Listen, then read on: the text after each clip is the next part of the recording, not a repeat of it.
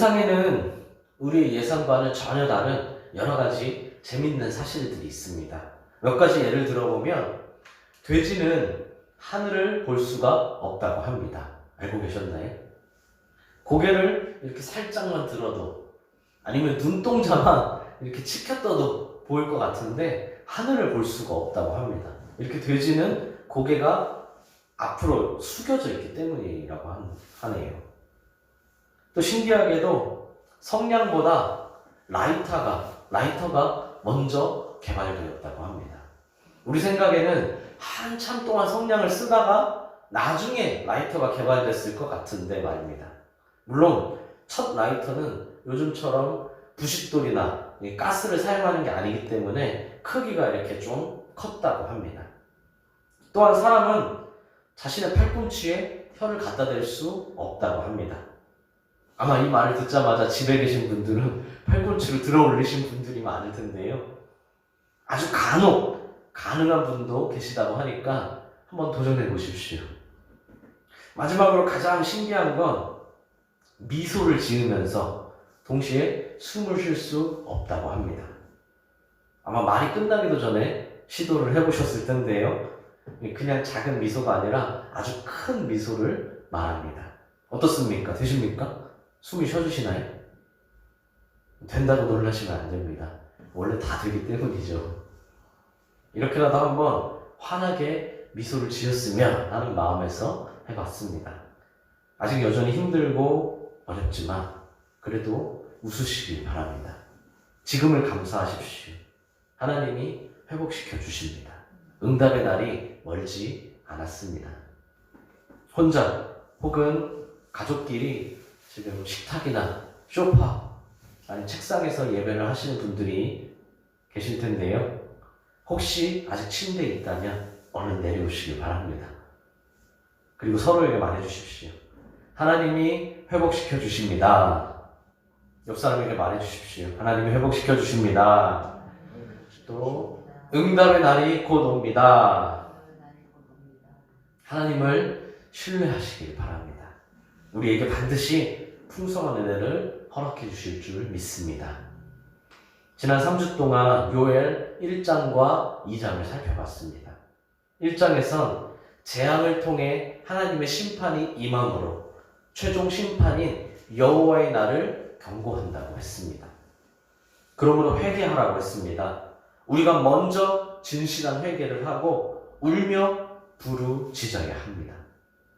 2장에선 진실한 회개를 하는 자에게 회복과 구원이 임한다는 것을 알려줍니다.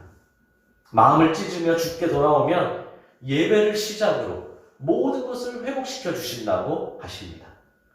그러므로 이제 곧 임할 응답의 날을 감사함으로 하늘을 바라봄으로 준비하라고 했습니다. 그래서 회개했습니다. 우리는 아직 작고 약하지만 깨어있는 영적인 리더이기에 우리가 먼저 회개했습니다. 젖먹이 아이든 막 결혼한 신랑 신부든 모두 다 나와 기도의 방으로 들어가 회개하라 하셨기에 회개했습니다. 울고 부르짖으며 마음을 찢으며 회개했습니다. 그래서 회복을 약속받았습니다. 이제 3장입니다. 하나님은 3장에서 구별됨을 말씀하십니다. 하나님의 심판은 단 하나의 예외도 없이 온 인류에게 똑같이 임하는 심판입니다. 누구도 피할 수 없고 그 어디에도 피할 곳은 없습니다. 그런데 구별됩니다. 하나님의 백성과 하나님의 백성이 아닌 자가 구별됩니다.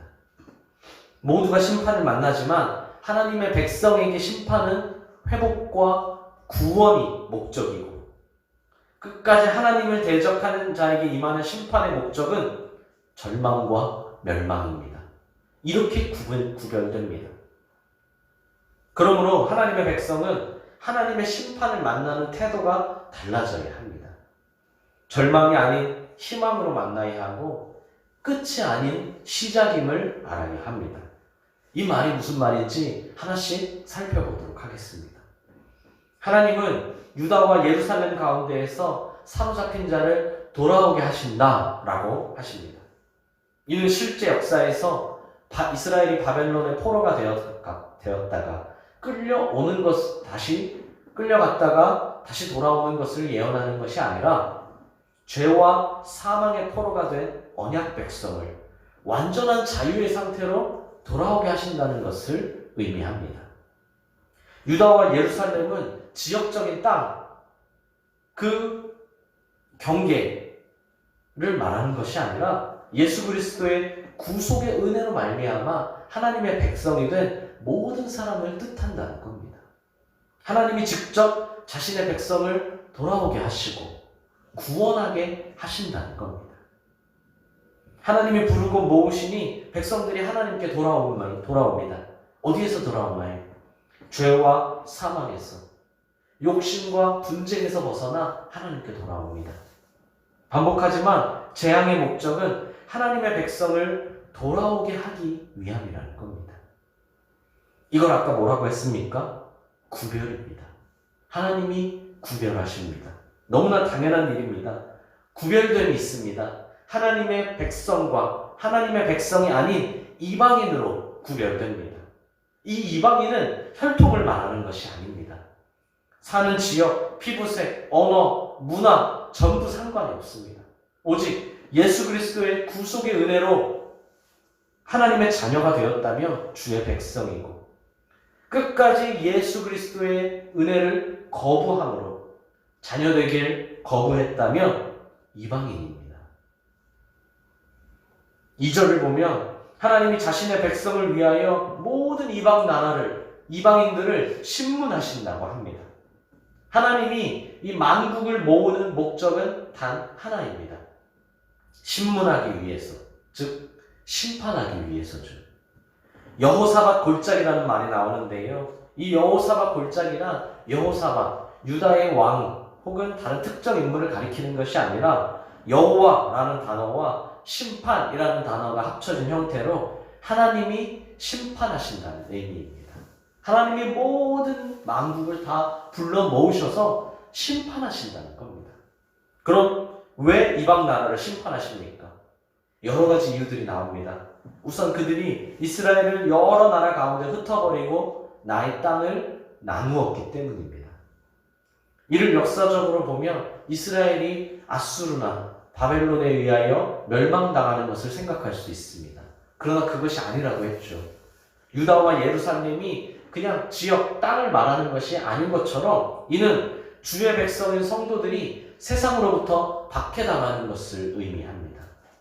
주의 백성이 하나님을 섬긴다는 이유로, 믿음을 가지고 살아간다는 이유로 세상으로부터 박해당한다는 겁니다.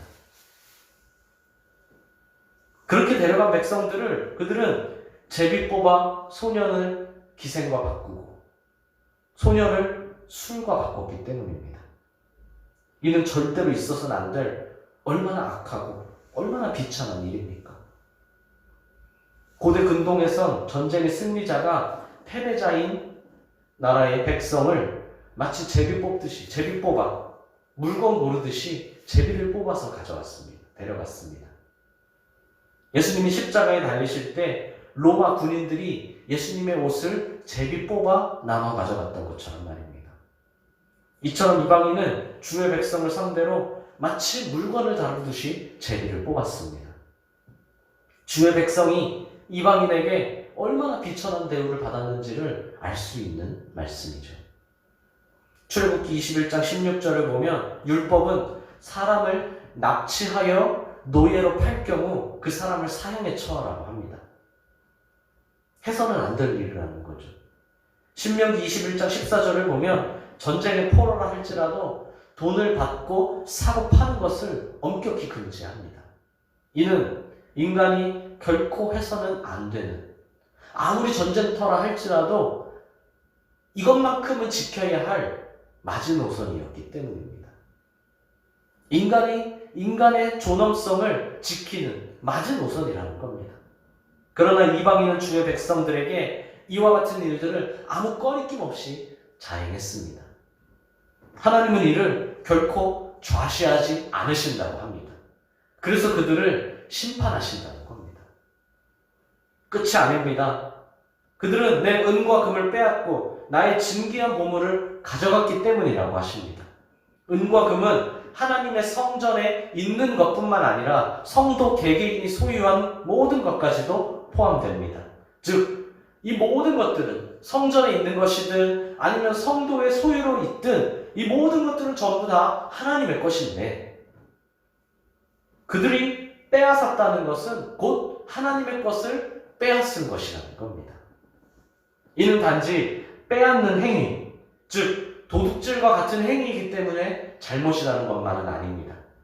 더 나아가 하나님의 것을 빼앗는 것은 하나님의 절대 주권과 권위를 인정하지 않는 것이고 하나님을 무시하는 행위이기 때문에 하나님의 심판을 초래할 수밖에 없다는 겁니다. 특별히 나의 진귀한 보물이라 하나님이 기뻐하시는 것을 말합니다. 여기서 나는 하나님이지 않습니까? 나의 진귀한 보물을 빼앗았다. 하나님이 기뻐하시는 것을 빼앗았다는 겁니다. 하나님이 기뻐하시는 것이 무엇입니까? 금은 보화입니까? 진귀한 보물입니까? 세상에 하나밖에 없는? 하나님이 기뻐하시는 것은 바로 주의 백성입니다. 주의 백성과 주의 백성이 드리는 예배와 찬양을 다 빼앗아 갔다는 겁니다. 주의 백성이 드리는 예배를, 하나님을 향한 찬양을, 하나님께 드리는 헌금을 빼앗아 갔다는 겁니다. 하나님의 것, 하나님이 기뻐하시는 것을 약탈하는 것이 얼마나 악한 죄입니까?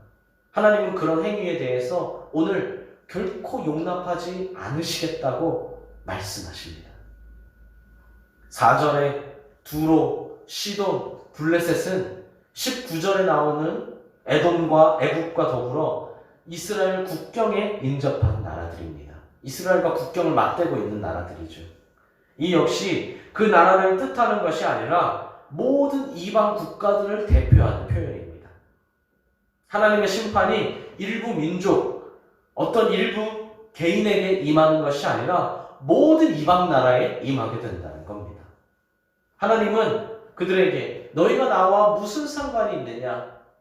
너희가 내게 보복하겠느냐? 라고 말씀하십니다. 무슨 상관이 있냐는 것은 내가 너희한테 무슨 잘못을 했길래 내 백성을 괴롭히느냐? 라고 물으시는 겁니다. 책망하시는 거죠. 잘못이 있다는 게 아니라 내가 아무 잘못도 하지 않았는데 왜 내 백성을 괴롭히냐는 겁니다. 보복하겠느냐? 라고 묻는 것은 하나님의 심판에 그 누구도 아무것도 할 수 없다는 전제가 담긴 수사적인 질문입니다. 이어서 너희가 보복하는 것을 내가 신속히 너희 머리에 돌리겠다라고 하십니다. 그 누구도 하나님께 그 무엇도 할 수 없지만 설령 그들이 무언가를 한다 할지라도 설령 그들이 주의 백성을 괴롭히고 보복한다 할지라도 하나님이 즉시 대갚아 주시겠다는 겁니다. 하나님은 절대 주권을 가지시고 공의로움으로 심판을 단행하는 분이시기에 이방인들의 행한 악행의 결과를 그대로 그들 자신이 받게 하신다는 겁니다. 우리나라 말로 하면 뭡니까? 콩 심은 데 콩나고 팥 심은 데 팥나게 하시겠다는 겁니다. 너희들이 한 악행 그대로를 되돌려 주시겠다는 거죠. 주의 백성을 보호하시겠다는, 이방인을 심판하시겠다는 하나님의 단호한 의지가 드러나는 겁니다. 이것이 하나님이 말씀하신 구별입니다.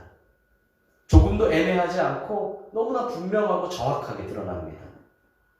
왜 이렇게 구별하십니까? 주의 백성은 하나님의 소유이기 때문입니다.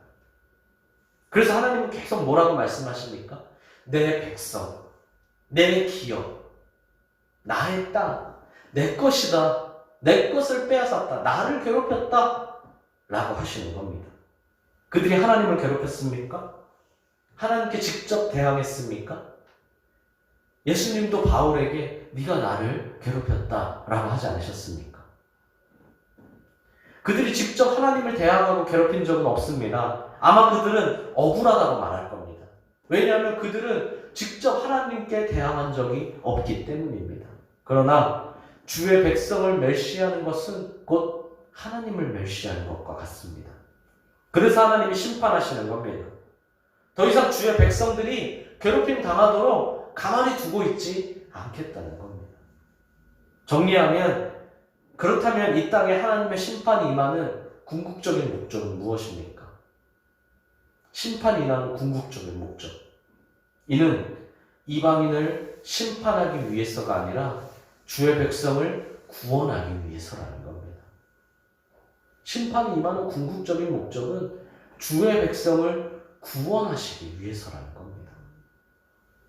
어떤 상황과 환경 속에서도 믿음으로 사는 주의 백성을 내버려 두지 않으시겠다고. 어떤 상황 속에서도 믿음으로 선택하는 백성들을 구원하시겠다고 선언하시는 겁니다. 아멘 되십니까? 이보다 든든한 일이 어디 있습니까? 이보다 안심되는 보장이 어디 있습니까?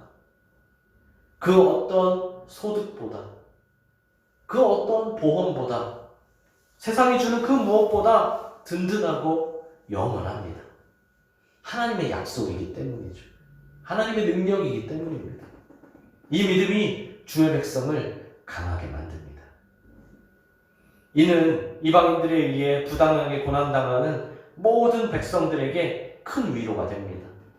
주의 백성은 때론 악인들의 횡포 앞에 너무 무기력하고 나약하게 느껴질 때가 있습니다. 그러나 하나님은 오늘 단호한 의지로 주의 백성에게 약속과 위로의 말씀을 주십니다. 마지막 심판 때 의인들은 하나님 앞에 온전한 모습으로 당당하게 설 것이며, 악인들은 하나님 앞에 무기력하고 보잘것없는 존재로서 떨며 두려워할 뿐 아니라 공의롭고 강력한 심판을 받게 될 것이라는 말입니다. 이는 하나님의 아브라함을 선택하시면서 너를 축복하는 자에게는 내가 복을 내리고 너를 저주하는 자에게는 내가 저주하겠다 라고 하신 것과 같은 의미입니다. 하나님이 아브라함에게 말씀하시면서 약속하신 그 영적인 원리가 계속 이어져 모든 주의 백성에게 적용된다는 겁니다. 그러므로 이 하나님의 약속을 믿는다면, 이 약속을 품고 살아간다면 이 땅에서 혹시 어떤 고난을 만나더라도, 때로는 부당한 대우를 받는다 할지라도 의롭고 전능하신 하나님을 바라보며 무엇이든 믿음으로 극복해낼 수 있습니다. 이것이 그리스도인의 삶, 이것이 믿음의 삶 아니겠습니까? 주의 백성이 평생 갖고 살아야 할 삶의 태도, 늘 붙잡아야 할 주의 확실한 약속이라는 겁니다. 이제 남은 것은 추수뿐입니다. 13절에 낫을 사용하라는 것은 추수할 때가 다 되었다는 겁니다. 추수 때가 되면 농부들이 낫으로 곡식을 베고 알곡과 쭉정이를 구별합니다. 알곡은 곡간으로, 쭉정이는 불에 태우듯이 하나님이 추수할 일, 즉 구별하실 일만 남았다는 겁니다. 이를 위해 하나님은 주의 용사를 보내셔서 구원 얻을 자와 심판받을 자로 구별하십니다. 구원 얻을 자에게는 영생을, 생명을, 심판받을 자에게는 영벌을 주십니다. 이를 12절에서 내가 거기에 앉아서 심판하겠다라고 표현합니다. 의자에 앉는 것은 재판관의 모습을 연상케 하며 권위를 드러냅니다. 아무나 의자에 앉아있지 않지 않습니까? 가장 높은 권위 있는 자가 의자에 앉습니다. 그런데 하나님이 의자에 앉으시겠다 합니다. 보좌에 앉으셔서 하나님의 권위를 세상에 드러내시겠다고 선포하는 겁니다. 지금까지 인내하셨다면, 지금까지 기다리셨다면 이제는 의자에 앉아 하나님이 누구신지, 어떤 분이신지 만천하에 드러내신다는 겁니다. 이방인이 농기구인 보습, 낫을 무기로 만들고 자신의 모든 삶의 기반을 동원하여 전쟁을 준비한다 해도 전쟁은 하나님의 것이기에 그 어떤 전쟁에서든지 결국 주의 백성이 승리합니다. 주의 백성에게 필요한 건 하나님의 주권을 믿는 절대적인 승리와 신뢰와 확신입니다. 그리고 마지막으로 이방인이 왜 심판의 대상인지를 다시 한번 설명해 주시며 마무리합니다. 포도주 틀이 가득히 찼고 포도주 독이 넘쳤기 때문이라는 거죠. 이는 이방 나라의 죄악이 마치 노아 시대의 사람들처럼 충만했다는 겁니다. 은혜가, 찬양이, 기쁨이 아니라 죄악이 충만했다는 겁니다. 그들의 죄악이 하나님의 심판이 도저히 하나님의 심판을 피할 수 없을 만큼 가득 찼습니다. 하나님을 섬기지 않고 멸시할 뿐만 아니라 주의 백성을 부당하게 학대하고 착취했습니다. 그래서 세상을 향한 하나님의 인내가 끝이 납니다. 오직 공의로 심판을 단행하십니다. 결국 노아 시대의 사람들은 어떻게 되었습니까? 이방 나라들은 어떻게 되겠습니까? 사랑하는 수원 독립교회 성도 여러분, 구별됩니다. 뚜렷하고 정확하게 구별됩니다. 어떤 구별이 있습니까? 가장 먼저 떠오르는 것은 최후의 심판입니다. 맞습니다. 당연합니다. 최후의 심판은 그 무엇보다 확실하고 또 정확한 최후의 구별됨입니다. 예수 그리스도의 이름으로 구원받은 사람과 그렇지 않은 사람이 구별됩니다. 여기에 그 누구도 토를 달 수 없습니다. 하나님의 공의와 지혜로 구별되기 때문이죠. 누구도 토를 달 수 없고 행여 토를 단다고 해서 변하는 것은 없습니다. 최후의 구별이니까요. 최후의 구별됨만 있습니까? 아닙니다. 삶의 중간중간에도 구별됨이 있습니다. 최후의 심판만이 아니라 그 전에 하나님의 개입하심이 중간중간 드러난다는 겁니다. 여기엔 개인의 의견이 들어갑니다. 개인의 의견이 들어간다는 것이 무슨 말이냐면 내 생각엔 지금쯤 구별돼야 할 것 같은데 내 생각엔 이번엔 좀 확실히 구별돼야 할 것 같은데 그렇지 않아 보일 때가 있다는 겁니다. 내 생각처럼 되지는 않는다는 거죠. 왜 그러냐? 이미 구별되었지만 내 기준에 못 미치기 때문에 내 생각 같지 않기 때문에 구별 안 되었다라고 생각하는 경우가 있고 실제로도 아직 구별되지 않았을 때가 있습니다. 그럼 왜 아직 구별이 안 되었습니까? 아직 하나님의 때가 아니기 때문이죠. 그러나 지금이든 내일이든 언제든 반드시 구별됩니다. 하나님의 때에 하나님의 방법으로 말입니다. 전 날마다 이 기도를 하고 있고 요즘은 더욱더 간절함으로 이 기도를 하고 있습니다. 구별되게 해달라고 말입니다. 하나님 구별되게 해주십시오. 하나님 구별해 주십시오. 믿음으로 사는 자와 그렇지 않은 자가 구별되게 해주십시오. 지금만이 아닙니다. 우리가 평생 기도해야 할 제목이고 저뿐만이 아니라 모두가 기도하셔야 할 제목입니다. 그럼 누가 구별됩니까? 기도하는 자와 기도하지 않는 자가 구별됩니다. 감사하는 자와 감사하지 않는 자, 순종하는 자와 순종하지 않는 자가 구별됩니다. 사랑의 신앙을 가진 자와 독단적인 신앙을 가진 자가 구별됩니다. 정확한 기준이 무엇입니까? 사실 저도 100%다 알지 못합니다. 하나님이 아십니다. 하나님의 지혜이니까요. 하나님의 능력이니까요. 만물을 창조하시고 다스리시는 하나님의 지혜로 나보다도 나를 더 잘 아시는 하나님의 지혜로 하나님의 기준으로 구별하십니다. 그러므로 우린 묵묵히 하나님 앞에 믿음으로 살 뿐입니다. 믿음으로 한 걸음씩 나아갈 뿐이죠. 요즘은 그나마 좀 나아졌지만 최근 뉴스의 절반은 교회 이야기인 것 같습니다. 그중 안타까운 뉴스를 봤는데 한 교회에서 평일에 마스크 없이 다 모여 기도회를 했다는 겁니다. 주일에는 점검도 나오고 주변 사람들 시선도 신경이 쓰이니까 참는데 평일엔 점검도 없고 주변 사람들도 크게 의식하지 않으니까 마스크도 없이 그냥 모였다는 거죠. 그것도 손을 잡고 통성으로 크게. 특정 교회를 비판하자는 말이 절대 아닙니다. 그러나 그것이 믿음입니까?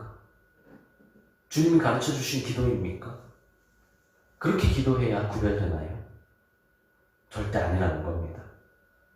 그것이 바른 믿음인지 아닌지는 결국엔 주님이 판단하시겠지만 무엇이 옳고 그른지, 무엇이 믿음의 행동인지 아닌지 지금 분별하는 것도 우리의 의무이자 책임이라는 겁니다. 반대로 이렇게 피해가 크고 안타까운 상황에서도 기도하지 않는 사람들도 있습니다. 잘못된 모습을 향해 비판할 줄은 알면서 정작 자신의 모습은 돌아보지 않습니다. 기도하지 않는 것이 믿음입니까?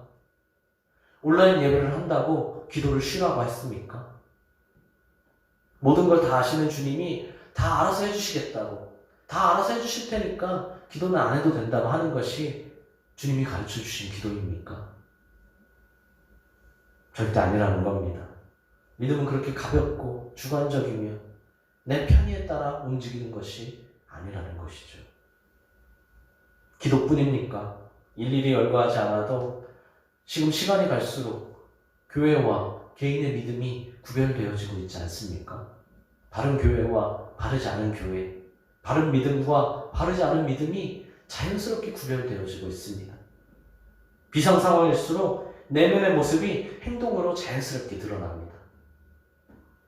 하나님은 반드시 구별하십니다. 그러므로 주의 백성이라면 어려운 상황일수록 주의 백성답게 생각하고 백성답게 행동해야 합니다. 사랑하는 성도 여러분, 그런데 누가 주의 백성입니까? 무조건 나입니까? 이스라엘은 선택받은 민족임에도 불구하고 그들이 스스로 하나님을 떠남으로 그들은 주의 백성이 아니라고 하면서 나는 어떻게 하든 무조건 주의 백성입니까? 나는 무엇을 하든 주의 소유입니까? 나중에 영상을 보시면 아시겠지만 저는 지금까지 설교해보면서 오늘 설교에서 처음부터 지금까지 주의 백성이 우리라는 말은 단 한 번도 하지 않았습니다. 그런데 우리는 자연스럽게 무조건 나는 주의 백성이라고 생각합니다. 아, 나는 주의 백성, 나는 주의 편, 나는 주의 것. 물론 좋은 믿음입니다. 구원의 확신이 있다는 것은 무엇보다 훌륭한 일이고 칭찬받아야 할 일입니다. 그런데 구원의 확신이 교만이 되면 안 됩니다. 살떡이는 긴장으로 스스로를 점검해봐야 합니다. 성경은 누가 주의 백성이라고 합니까? 그냥 나입니까? 내 이름이 있습니까? 성경은 뭐라고 합니까? 주의 말씀을 행하는 자, 주의 말씀에 순종하는 자가 주의 백성이라고 합니다. 그러면 누가 주의 백성입니까? 그냥 나가 나와야 하는 것이 아니라 주의 말씀에 순종하는 나가 되어야 한다는 겁니다. 진짜 구원받는 것이 맞는지 의심해보라는 말이 아닙니다. 너 진짜 구원받았어? 며칠을 구원받았어? 구원을 의심하라는 말이 아닙니다. 점검하라는 겁니다. 무엇을 점검하라는 겁니까? 구원받았느냐를 점검하라는 것이 아니라 자신의 삶을 점검하라는 겁니다.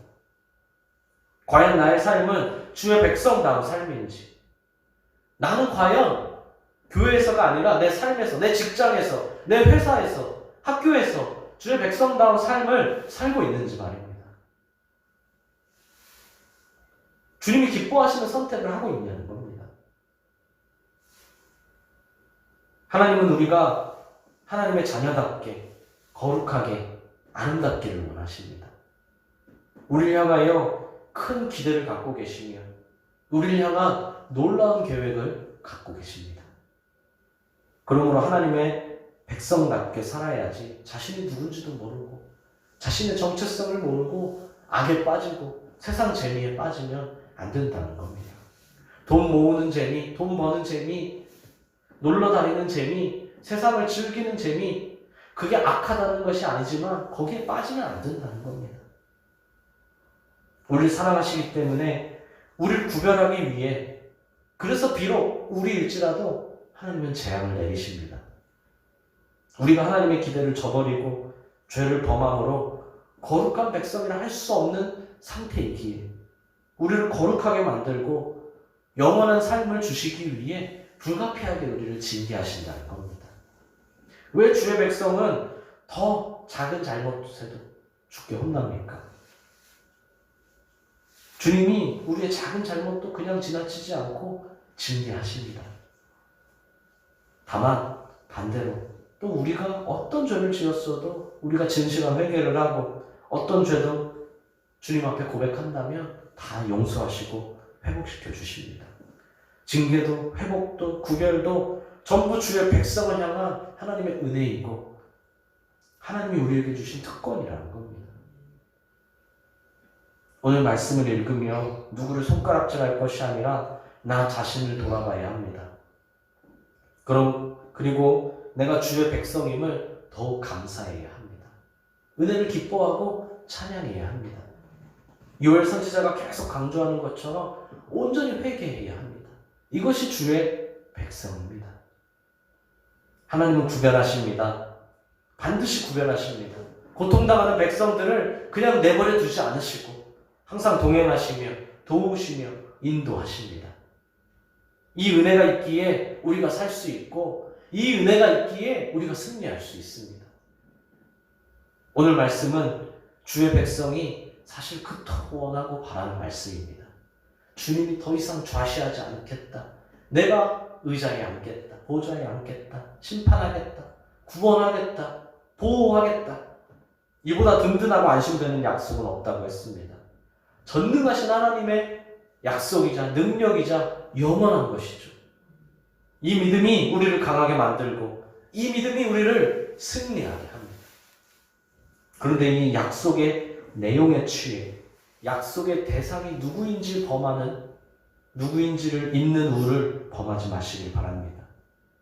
내가 하나님 앞에 바로 서므로 오늘 이 든든한 약속의 주인공이 되시길 바랍니다.